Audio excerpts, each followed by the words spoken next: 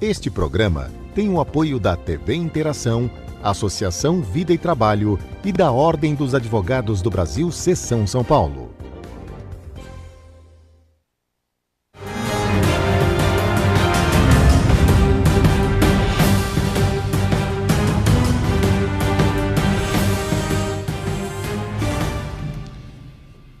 Alô, amigos, bem-vindos ao Gente que Fala. Estamos na TV aberta, canal 9 da NET, canais 8 e 186 da Vivo. Estamos na Rádio Trianon, AM 740 São Paulo, Rádio Universal, AM 810 Santos. Estamos transmitindo do estúdio da TV aberta através da nossa fanpage facebook.com.br.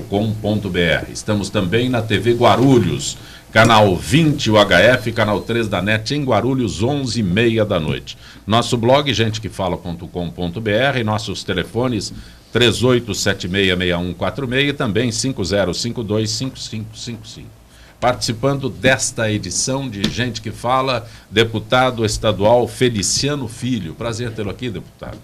Prazer enorme estar de volta, viu? Um prazer enorme. O senhor é filiado ao PSC. PSC.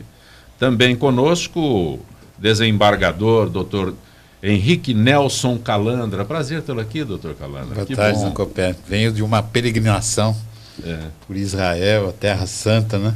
E não é fácil. É um caminho realmente pedregoso. Quando eu anuncio como desembargador, o senhor já encerrou as suas atividades como desembargador, agora eu deveria anunciá-lo como advogado? Eu sou também advogado, né? Mas, assim, na essência mas estou ainda me adaptando, né? A essa nova vida, né? Fora do tribunal, depois de quase 40 anos dentro do Tribunal de Justiça. Depois de atender no primeiro grau 500 mil de pessoas, em segundo grau dá mais de 40 mil votos, presidi a Associação Paulista e a Associação Brasileira de Magistrados, latino-americano, mundial, essa coisa. Sério, que a gente fazia nas horas de folga. Uma pergunta bem indiscreta. Que nunca teve, né? Uma pergunta bem indiscreta. Como é acordar no dia seguinte, do 70º, primeiro dia depois do 70º aniversário? Olha, é bem complexo, né? Por isso que eu saí um dia antes. Eu sou do mês de julho, eu escolhi o dia 14 de julho como significado de que deveria fazer uma autêntica revolução na minha vida, porque me encerra uma etapa de vida e a gente vai servir noutra trincheira. A advocacia é uma trincheira extremamente interessante, porque nos permite ver as questões do lado de fora, né? Enquanto você é juiz, você enxerga de dentro para fora, e é realmente uma possibilidade de evolução espiritual, pessoal, profissional. Eu fui advogado da Ordem dos Advogados do Brasil, naquele tempo que amarrava cachorro com linguiça. Tempo de revolução, disso e daquilo tudo que ocorreu no nosso país.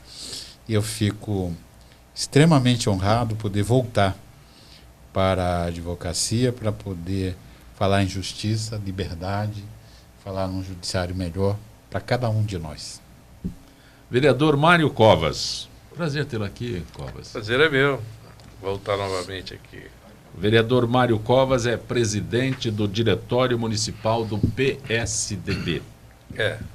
Pelo menos até a próxima convenção. Continuo sendo, vai ser. Mas, enfim, sou lá vereador e presidente do Diretório Municipal do PSDB. Está agitada a Câmara nesses dias, né? Essa semana vai agitar bastante, porque chegaram vários projetos lá do Executivo sobre desestatização, as várias coisas. Eu acho que vai começar um debate interessante a partir de hoje. Desestatização aí inclui Pacaembu, Anhembi, Interlagos. Tem mais? Tem parques e sacolões, como é que chama? Mercados municipais, a integração, os terminais de ônibus. Enfim, tem uma infinidade de coisas, terrenos vagos até determinada metragem, enfim, tudo aquilo que não é essencial, ou seja, que não é usado em que a prefeitura pode abrir mão e canalizar o custeio disso para aquilo que é essencial, ou seja, educação, saúde, mobilidade, assistência social, é preciso que, enfim, com orçamento, que você tem um déficit anual previsto de 7,5 bilhões para este ano, é preciso que você concentre, como você faz em casa. Você passa um período, um mês, em que sua renda diminui, você atrasa algumas coisas que estavam no seu planejamento. Você vai, sei lá, trocar um carro, comprar uma roupa, uma viagem, você adia. A mesma coisa no poder público. Eu acho que a gestão responsável faz isso. Se a coisa está... Se a receita não é suficiente para atender as despesas, você corta despesas. É isso. Nesse caso, o que está se pretendendo é exatamente você concentrar aquilo onde o Estado tem que atuar firmemente. Ok. Deixa eu só aproveitar aqui para... Por favor, para participar desta edição de Gente que Fala, você veio direto da Serra da Cantareira, Malcolm Forest. Bom dia, como vai, Zancupé? Tudo bem. Tudo bem, bom dia a todos. Bom dia. Você não acreditava que o Trump venceria a eleição nos Estados Unidos? Olha, meu pai, saudoso pai, Paul Donovan Kieger, ele dizia que os candidatos, por exemplo, na era Bush, né? Um cara de um, focinho do outro, era o tico e teco, quer dizer, a coisa não mudava, né? Então, eu tenho um certo desconforto em achar que tem um salvador da pátria, né? Que vai ter um Trump que vai resolver. Ele está indo muito mal, de acordo com os meus amigos americanos, ele não está indo bem, né? Não vai entregar toda aquela promessa. O pessoal já até está queimando o cap dele, Make America Great Again, né? Tinha um boné que fazemos a América ser grande novamente. Porque isso não é fácil, né? Sair da recessão, tem muitas coisas que têm que ser feitas com muito critério na economia, no governo, e não só se falar, né? Porque ele é muito falastrão. Mas, o que a gente pode fazer? Né? Rezar, Você rezar, vota rezar. também nos Estados Unidos? Eu voto. Por isso que eu fiz a pergunta. Mas o voto não é obrigatório, então não há muita motivação para a gente votar numa situação como essa. Né? Perfeito. Tem outras ideias. Deputado Feliciano, vereador Mário Covas, Dr. Calandra, Malcolm Forest. O Brasil tem agora uma Procuradora-Geral da República. A Raquel Dodge assumiu ontem e disse que o Brasil passa por um momento de depuração e defendeu a harmonia entre os poderes. Uma mulher na Procuradoria-Geral da República. Por favor. Doutor Calandra? Calandra, acho que... Bom, eu conheço pessoalmente a doutora Raquel Dodge, participei de eventos internacionais com ela, é uma pessoa que fala pelo menos 4 idiomas, além do bem falado português. Pôde se expressar na cerimônia de posse de modo bastante claro.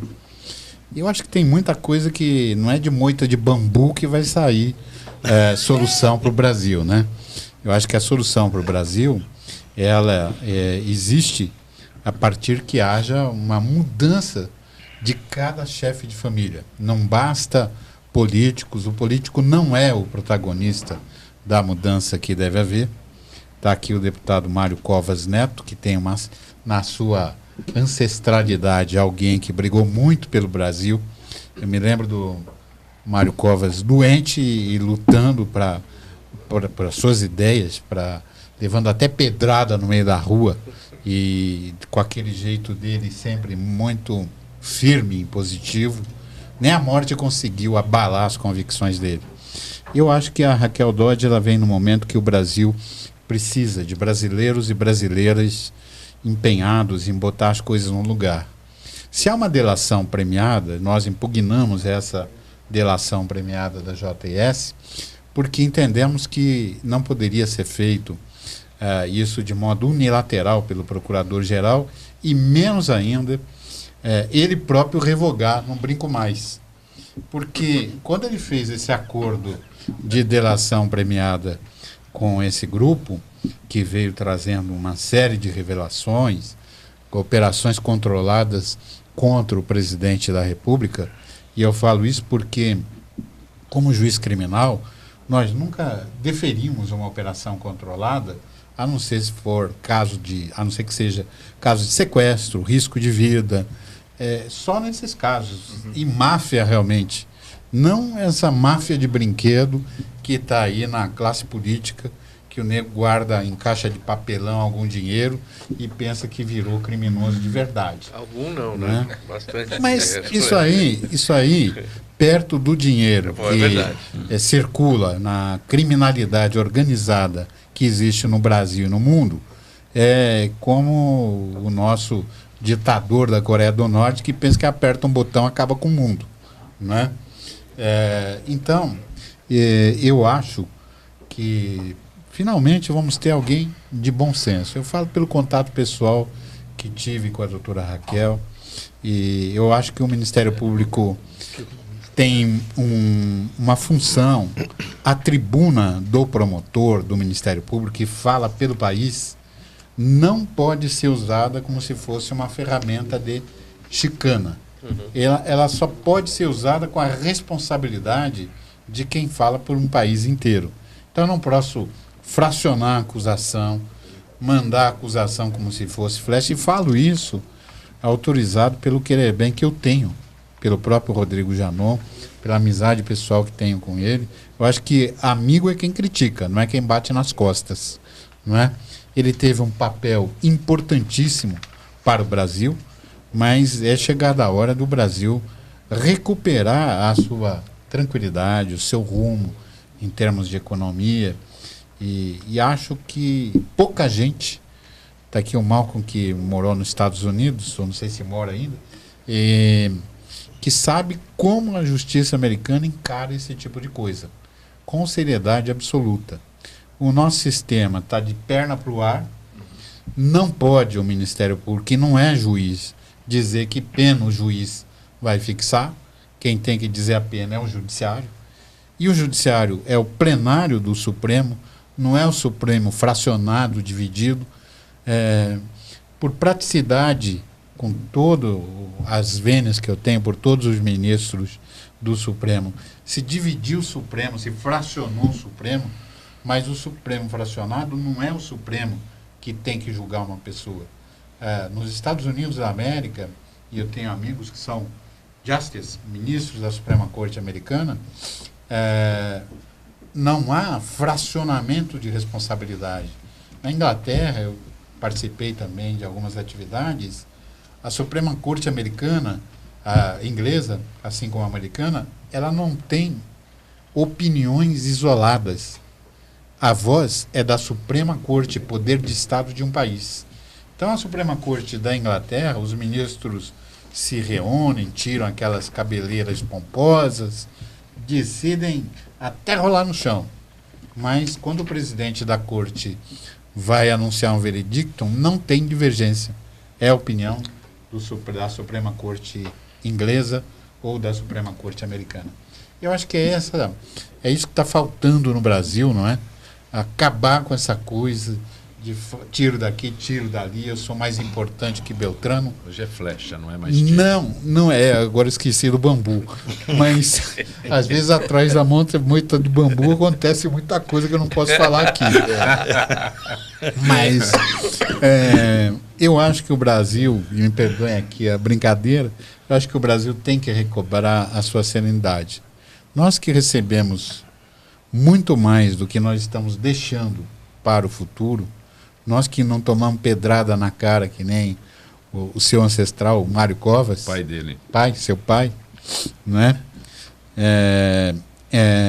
A gente sabe o que é a luta política, o que é o embate político. E o Brasil, de algum modo, perdeu o rumo, as estribeiras dentro da área política, onde vale tudo. Então, Zancopé, vamos apelar a cada um dos nossos telespectadores, pai e mãe, que sejam também educadores de nacionalidade, de comprometimento com o país, porque é isso que está faltando no Brasil. Falta, por incrível que pareça, dentro do Brasil nós temos índios, nós temos outras etnias, mas está faltando aquela brasileiro, né? Aquela população que dá sustento para qualquer nação, o brasileiro. Vereador Mário Covas também é advogado. Eu também, porque eu... Quem sabe na hora que eu me aposente eu virei desembargador, né? Não é bem assim. Mas até muito pode, né? Até posso, claro, posso. Fiz uma brincadeira, né? Só para dizer o seguinte, de 40 anos. Lógico, e a experiência que tem um desembargador, tenho certeza que ajuda mesmo as pessoas que vão procurá-lo exatamente com essa, para poder absorver e mais aproveitar esse conhecimento todo para o seu embate. Mas falando especificamente disso, eu tenho uma posição assim, talvez ainda não debatida o suficiente, de que o Ministério Público, ele, ao contrário de outras instituições, ele não tem um respeito interno de hierarquia. Você tem um procurador-geral, mas cada procurador, cada promotor tem a sua autonomia para tomar a decisão que achar melhor. Se você no judiciário, no caso do juiz, eles tomam uma decisão e o Supremo toma uma decisão diferente, eles acabam se adequando, ainda que não tenha a súmula vinculante e tal, acabam se adequando àquele entendimento da Corte Superior. No Ministério Público não é assim. Então, cada um faz o que acha melhor. É complicado, olhando de fora, você percebe que o procurador-geral tinha lá uma determinada conduta, né? Eu não estou aqui nem para julgá-lo, mas aparentemente, até pela reação dele de não comparecer na posse, etc., mostra que há um descontentamento, um descompasso entre o que está saindo e a que está entrando. Tomara que quem entre consiga desenvolver um trabalho ainda melhor, tomara. Mas é fundamental que o Ministério Público olhe o Estado, que defenda o Estado, mas que ele tenha um mínimo de organização interna para que não se transforme no Executivo, no Legislativo e no Judiciário, que muitas vezes é o que ele faz. Você pega prefeituras no interior, aqui isso é muito comum. O promotor da cidade determina o que a prefeitura deve ou não fazer. E dependendo da relação do prefeito com esse promotor, a coisa pode levar a uma discussão jurídica tola, no meu modo de ver, né? Que não está respeitando a independência dos poderes.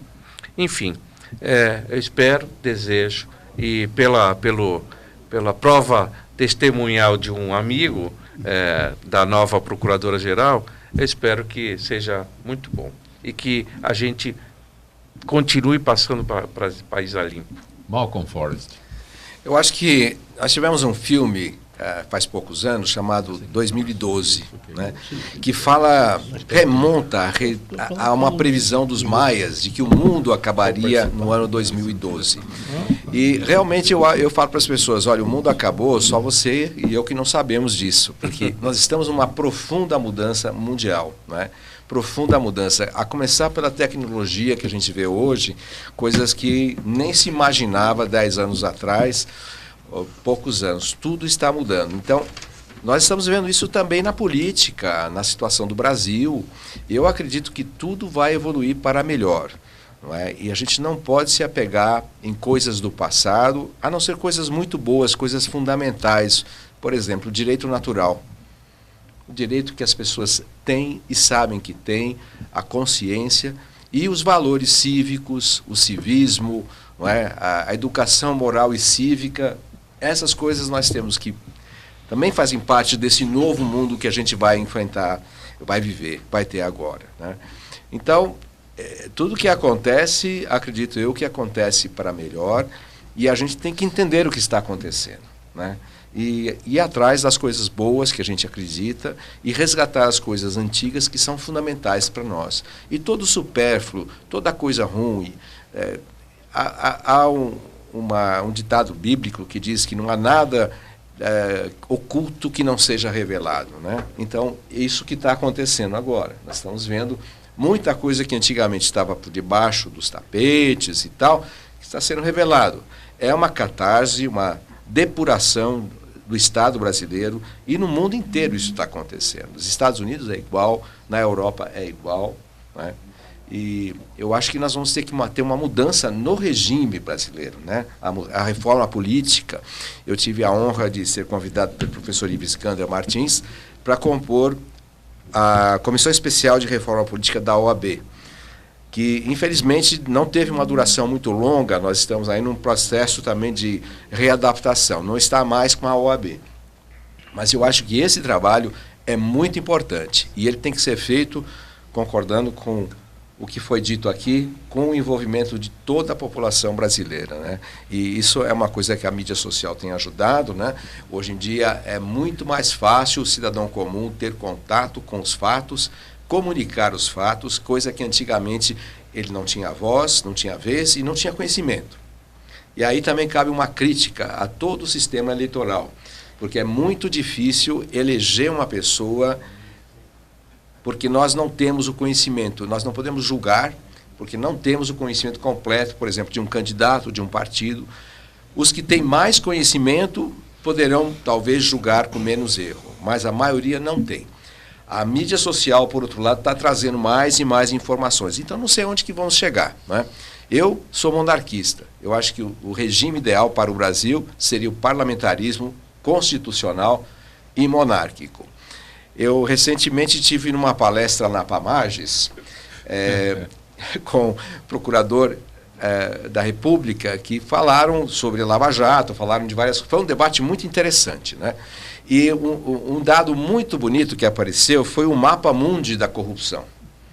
Os países onde há mais corrupção, os países que têm menos corrupção, e o Brasil, infelizmente, está lá naquele bolo dos mais corruptos, junto com a Zâmbia, países da África setentrional, central, etc. Mas o que saltou aos olhos foi os países menos corruptos, onde a corrupção é quase que inexistente. São Nova Zelândia, Austrália, Inglaterra, os países escandinavos todos, não é? Espanha, alguns países da Europa, Canadá, Estados Unidos, mais ou menos, Uruguai. Então, a grande maioria são países onde há monarquias. A corrupção é baixíssima nesses países. Muita gente não sabe disso, mas o Canadá não é uma república. A Austrália tampouco. Fazem parte do Reino Unido e são são súditos, sujeitos da Rainha Elizabeth, né? Perfeito, então, ficou muito interessante essa visão de um melhoramento, voltando a uma coisa que se diz ser do passado.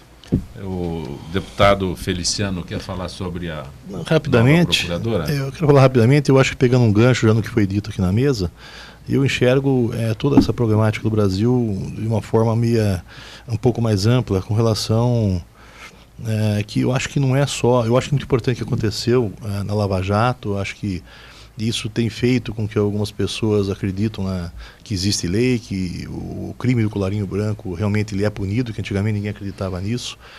Então, acho que isso ele é salutar.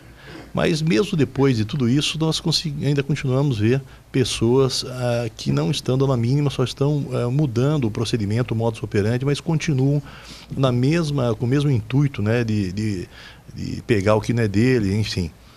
Agora, mesmo sabendo tudo isso, eu acho que o que tudo leva, tudo que nós fazemos na vida tem uma motivação. Eu acho que está faltando no Brasil uma motivação contrária, desde a questão cultural. Eu acho que a sociedade está sendo bom para a sociedade, para ver que está havendo punição, tudo isso. Mas eu não esqueço nunca de uma matéria que passou numa rede nacional de televisão, já na época do Mensalão, isso me marcou muito.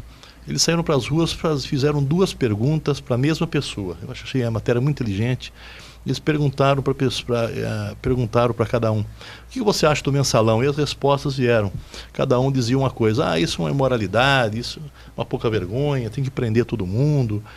E aí fizeram a segunda pergunta, né, para a mesma pessoa: se o dinheiro fosse para você, você aceitaria? Esfregava a mão e falou: aceitaria sim. Quer dizer, quando é o outro é imoral, quando é com ele não é. Então eu acho que passa por uma questão muito, desde a questão de espiritualidade. Eu acho que assim, o que um cara vai fazer com 51 milhões? Nem se ele viver a vida toda gastando. Então, para que isso, né? O outro devolveu 90, 100 milhões. Para que isso? O cara não vai morar em 10 casas, não vai andar em 15 carros, não vai... É uma ambição descabida, né? A hora que eu acho que as pessoas tinham que entender que nós só temos uma certeza na vida.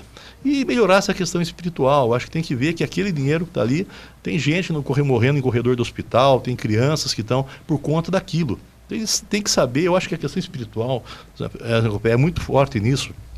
Teria que entrar com muito mais facilidade nas pessoas para elas entenderem que aquele dinheiro não é dele e está prejudicando o semelhante, e isso vai ter uma cobrança espiritual lá na frente. Vereador Mário Covas, é verdade que a prefeitura está recolhendo menos lixo ou não é verdade? Não sei, é o que diz a imprensa, né? Pode ser que seja verdade. Agora, recolher Pode ser que seja verdade? Não sei, não fui eu que fui aferir isso. Eu estou lendo a notícia. Pela notícia, então, vamos dizer que a notícia seja real. Tá, ok, pode ser que seja real mesmo.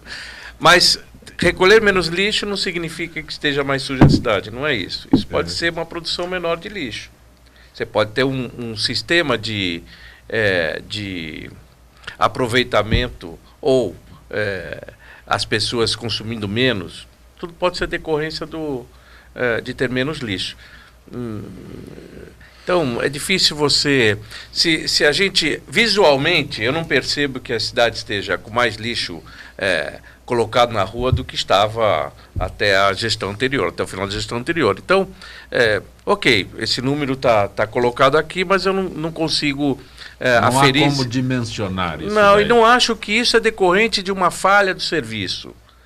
Pode ser por várias outras razões, até mesmo por uma diminuição de consumo. Não sei, eu não vejo... Acho que é redução de consumo mesmo. Talvez seja isso. Redução de consumo, doutor Calander? Sim. Estamos gerando menos lixo? Por causa da crise? Sim. Estamos gerando menos lixo.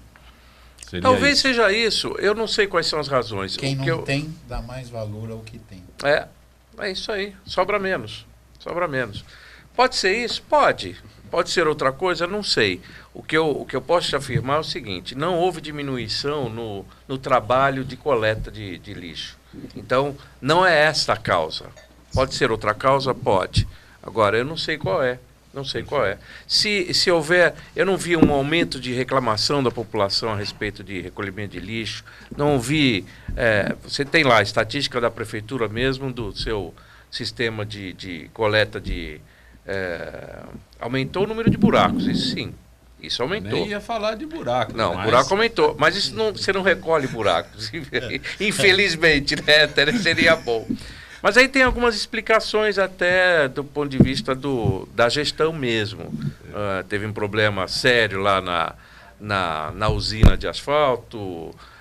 Houve também uma recontratação, uma nova contratação das empresas que fazem o tapa-buraco. Enfim, então tem uma explicação pela essa demora. E mais também uma outra coisa que aconteceu, é que a gente, se de um lado melhorou, de outro lado piorou, que é o seguinte: nós vivemos uma crise hídrica importante nos últimos anos. A crise hídrica... Está voltando.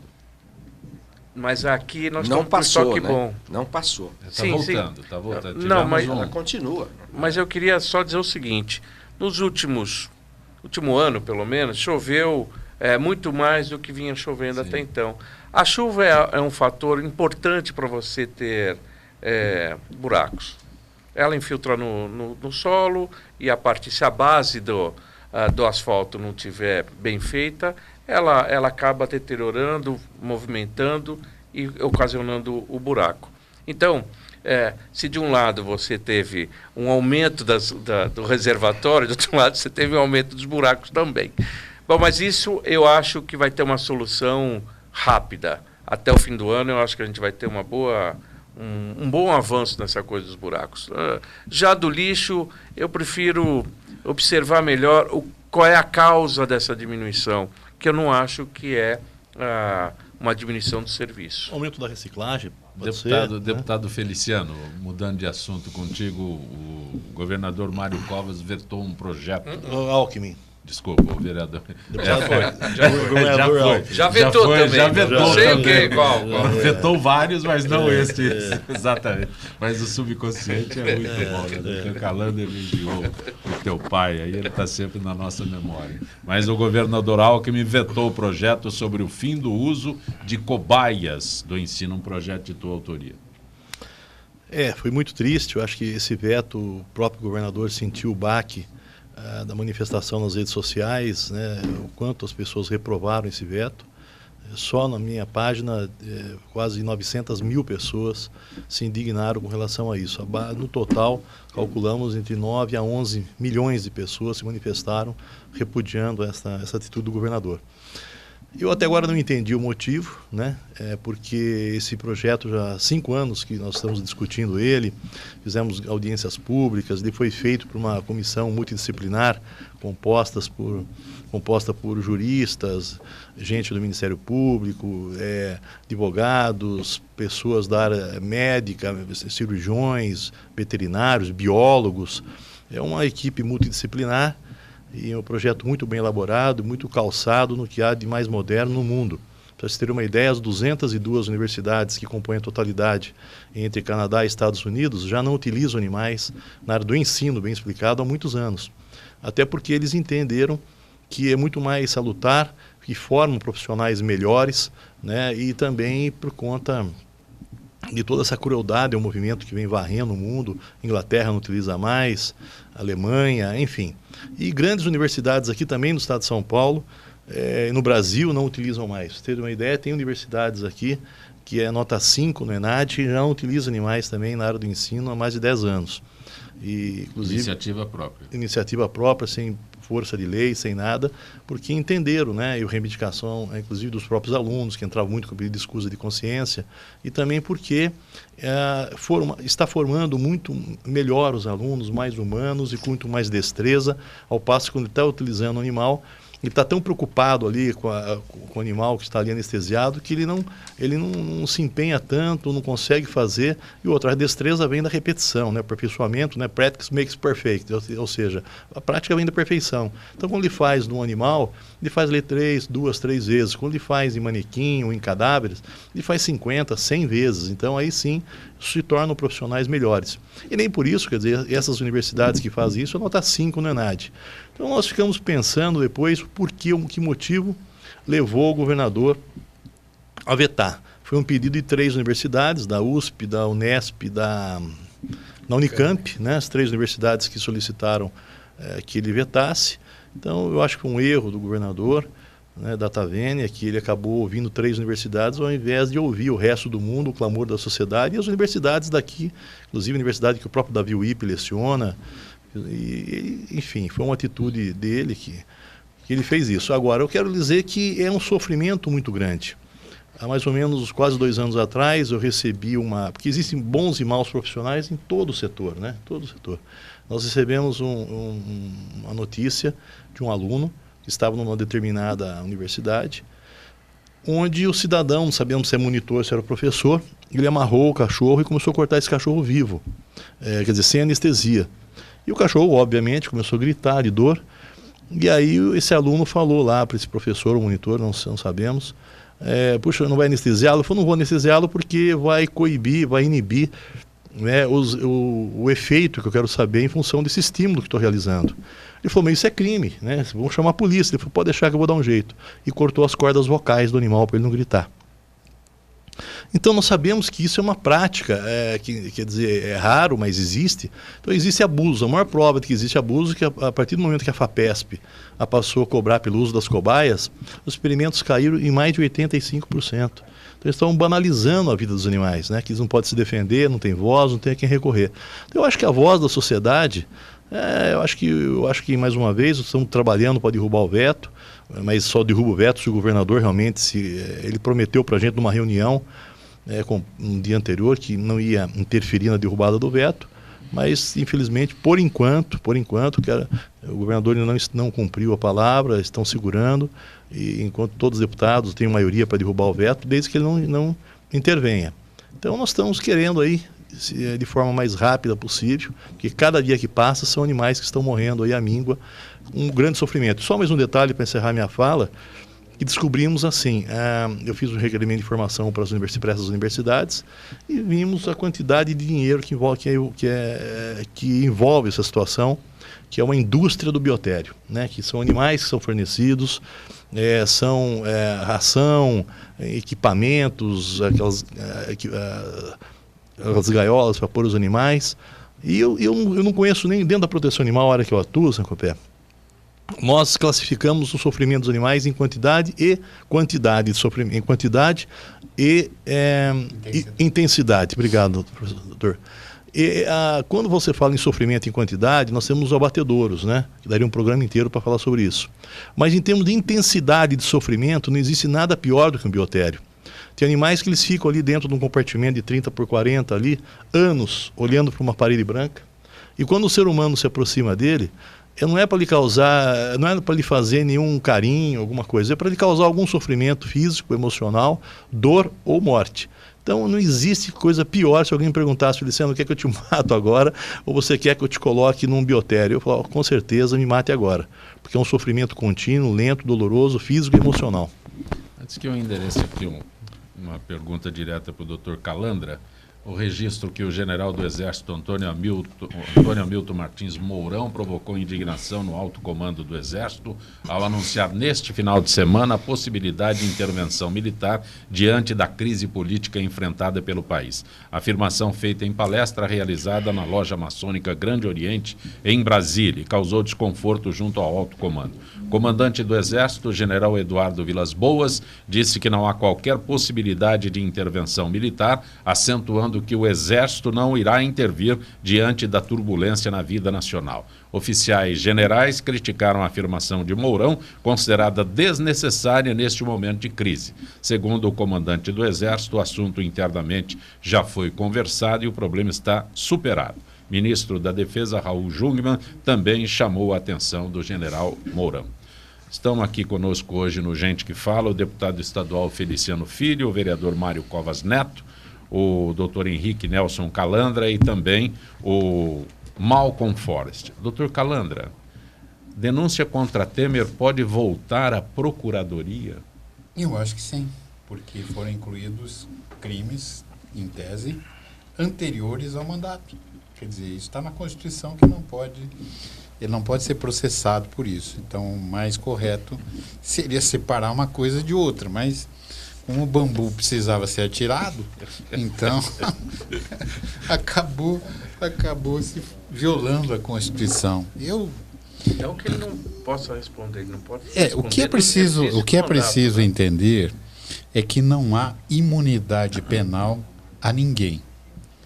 E temos aqui pessoas da área parlamentar. Eu pergunto, vocês conhecem alguém que nunca foi chamado a se explicar, que nunca sofreu uma intervenção do Ministério Público por A, por B, por C, no Brasil? Eu não conheço. Tudo é questionável, mas esse questionamento tem que ter limites, não é? O presidente da República ele tem uma imunidade durante o período que ele está como presidente. Deixando o cargo de presidente, ele vai responder, ele vai dizer que essa primeira denúncia é inepta, porque eu nunca vi corrupção sem dinheiro, não é?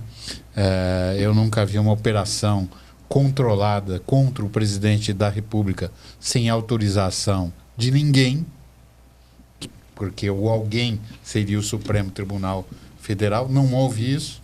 Então, e agora vem outra, com as mesmas características de passionalidade, incluindo fatos anteriores, trazendo outros fatos e, infelizmente, e eu vou dizer para vocês que são legisladores, eu, enquanto presidente da APAMAGE, da MP, eu passei anos dentro do Poder Legislativo em várias lutas por um Brasil melhor, inclusive na Constituinte.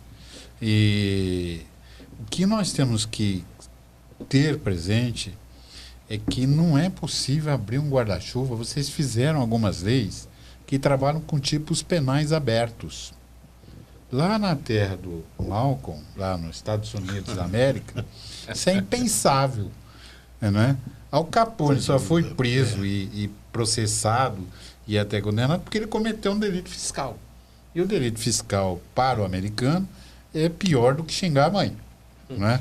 Assim como para o francês, para chamar a pessoa de mentiroso não tem ofensa pior para um europeu de origem francesa do que isso.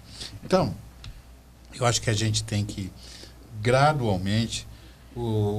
Ninguém está defendendo aqui que o presidente Michel Temer não responda por nenhuma acusação contra ele endereçada.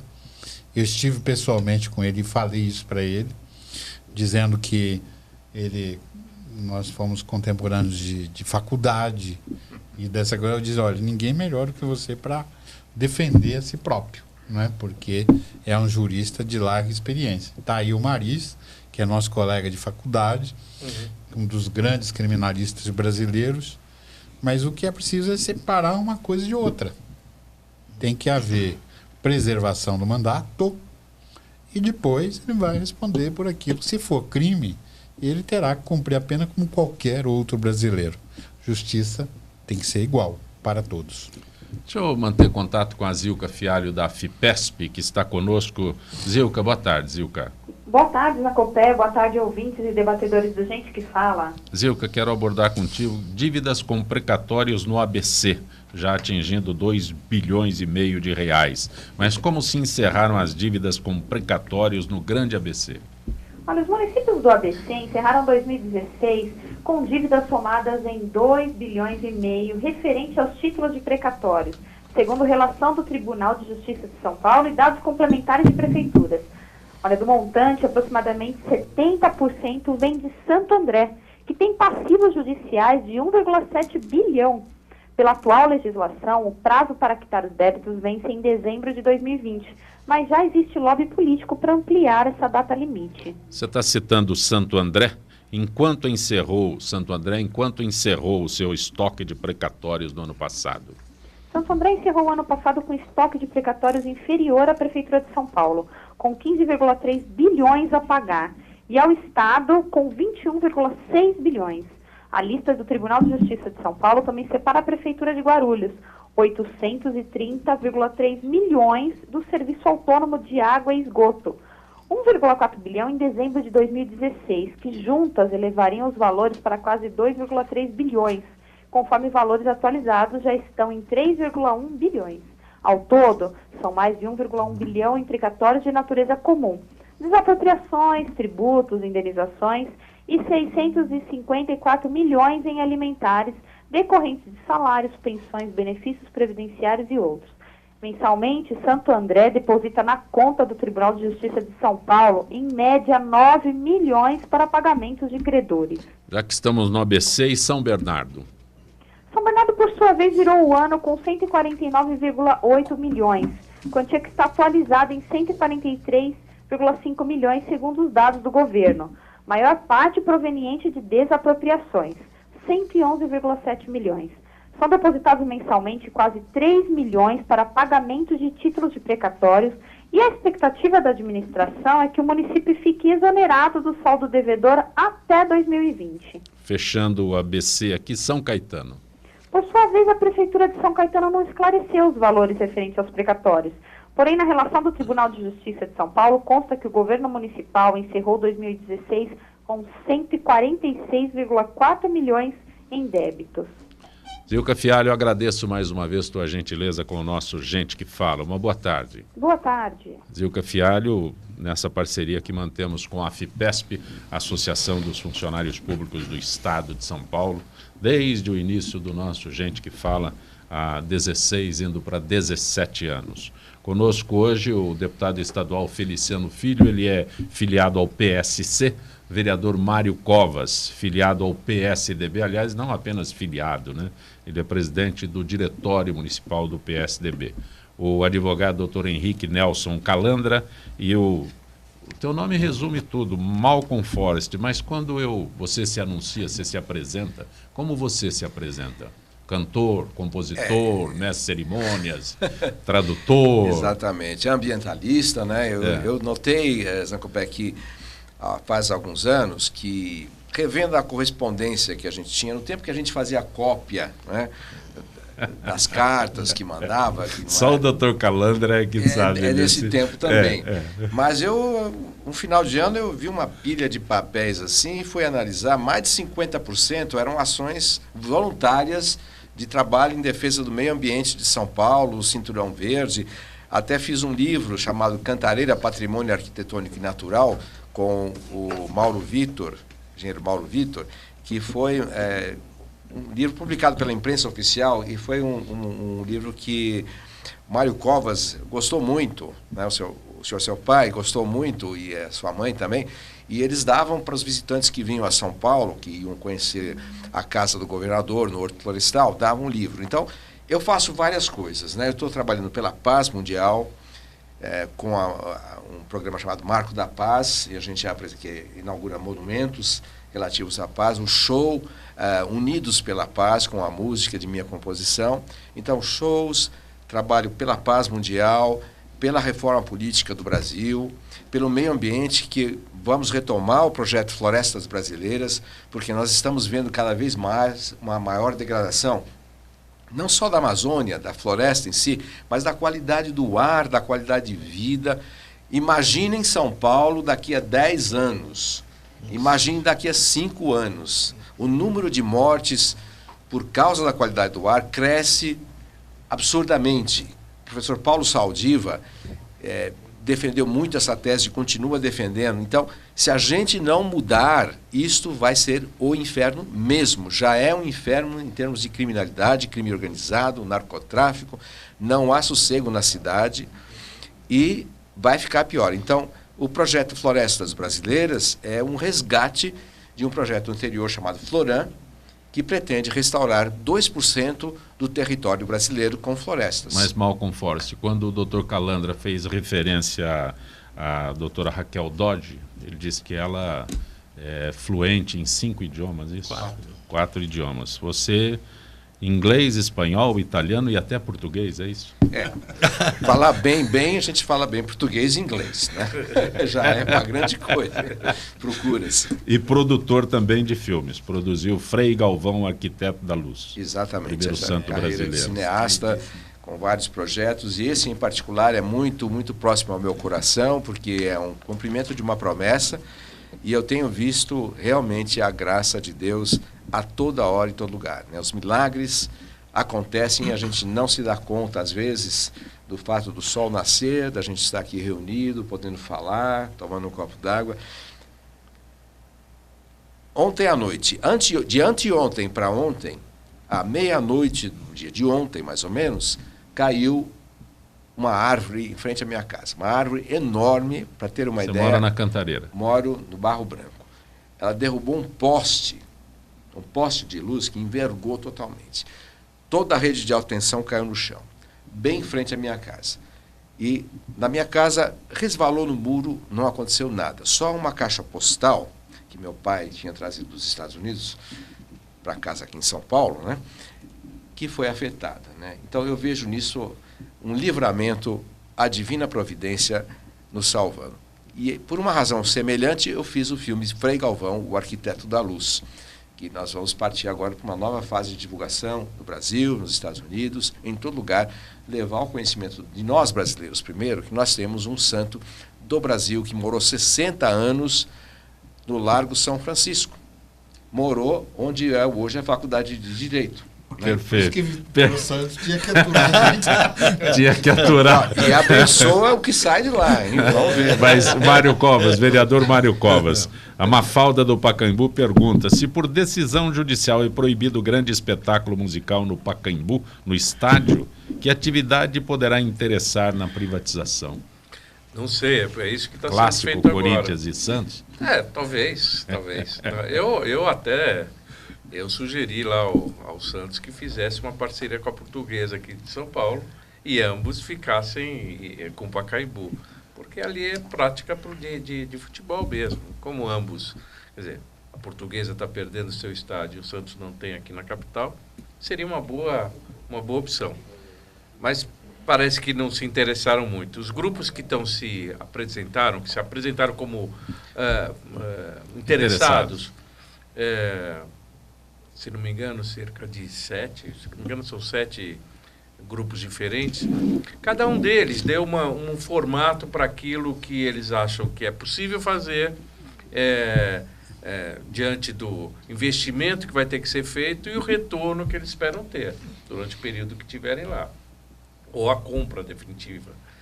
Acontece que ali você tem alguns senões no Pacaembu. Primeiro que ele tem uma parte tombada, só a parte do tobogã atrás que não é tombado. Então aquela fachada toda tem que permanecer. Você tem um entorno do Pacaembu que é extremamente atuante, forte, Viva Pacaembu, e que, por conta dessa atuação, eles conseguiram, ao longo do tempo, evitar que tivessem shows noturnos lá. Mas show noturno, não me parece que você impeça que tenha show durante o dia. Não sei, nos fins de semana. Perfeito. Não sei.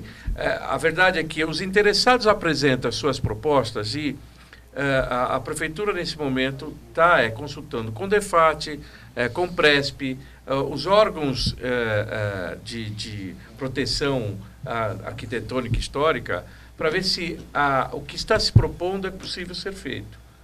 Em diálogo sempre com o Viva Pacaembu, enfim. A partir desta consulta, você vai ver aquilo que é viável, né? Aquilo que legalmente é viável. E aí, sim, você pode fazer um edital para colocar em licitação e aparecerem interessados naquele modelo. O modelo não está claro ainda. Perfeito. O modelo está sendo... E eu acho que está correto. É melhor você deixar um pouco a sociedade apresentar as possibilidades de uso daquilo do que a Prefeitura já dizer, olha, o uso vai ter que ser assim, né? Ela dirá isso no momento que souber o interesse que há por trás disso. E aí você faz um edital, tem a ideia é ter audiência pública novamente, e aí pode ser até modificado.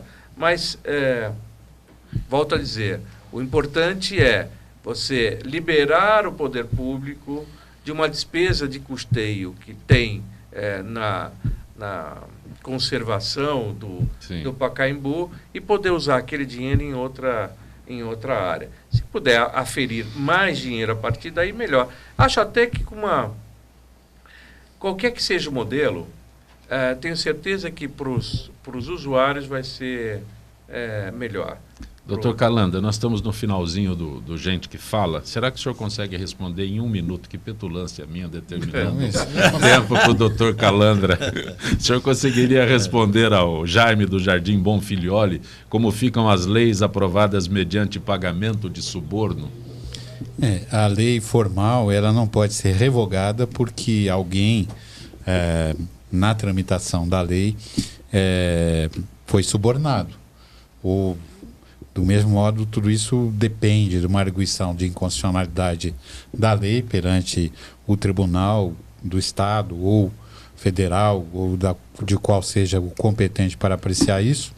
Mas, normalmente, eu tenho visto que esse tipo de arguição não tem sido aceita. Porque a lei é uma coisa genérica, coletiva. E já que eu estou tendo aqui a oportunidade de falar com 2 legisladores ao mesmo tempo, né? E pedir, pelo amor de Deus, né, para a atenção redobrada. A causa dos animais é uma causa importantíssima. A ciência só funciona debaixo de tortura, com chicote. Porque à medida que é permitido fazer, ninguém vão empurrando para a sociedade o custo sentimental, pessoal daquilo que é feito. E o Malcolm vai lembrar, nos Estados Unidos da América, eu tinha amigos que foram diretores de hospital lá, testemunha de Jeová, não pode fazer transfusão de sangue.